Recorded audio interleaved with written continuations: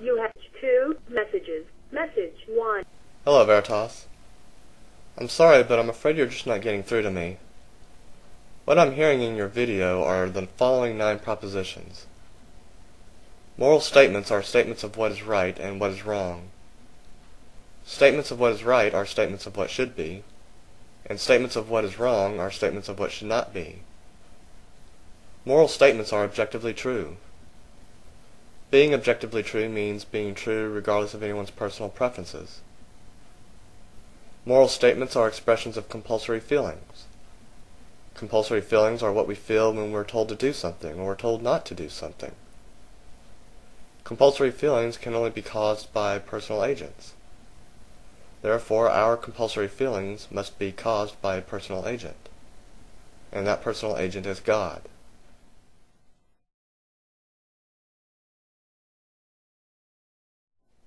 Okay, so the first problem I have is with propositions 2 and 3.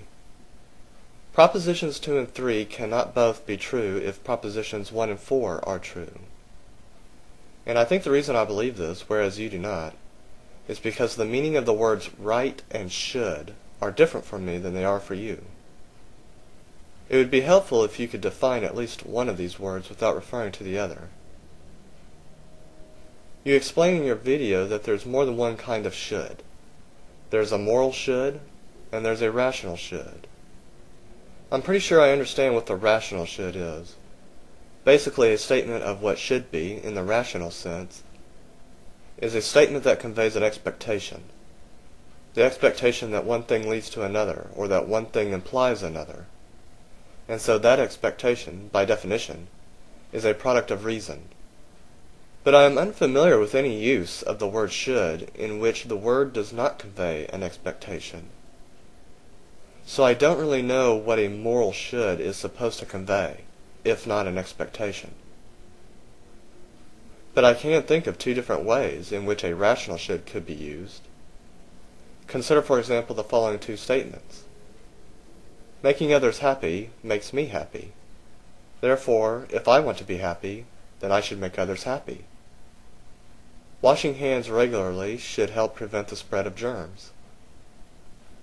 Both statements use a rational should, but the truth value of the first statement is dependent on the personal preferences of the person saying it, whereas the truth value of the second statement is not. So the point I'm trying to get at, Veritas, is this.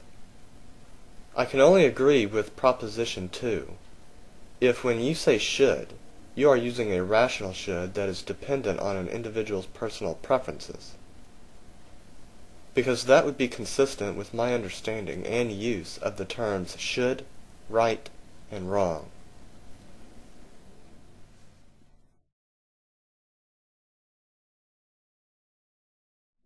Okay, so the second problem I have is with proposition 9.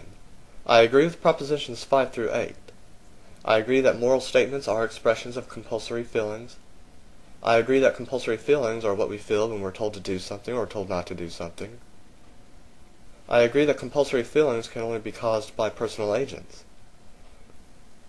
And I even agree that everyone's compulsory feelings are in fact caused by a personal agent. I just don't think that personal agent is God.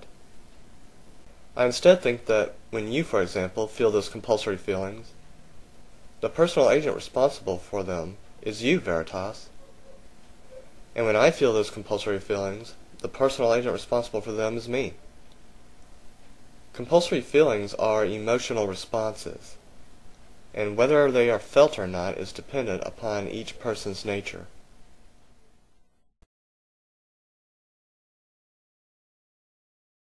Okay, so the third problem I have has to do with propositions 3, 5, and 7.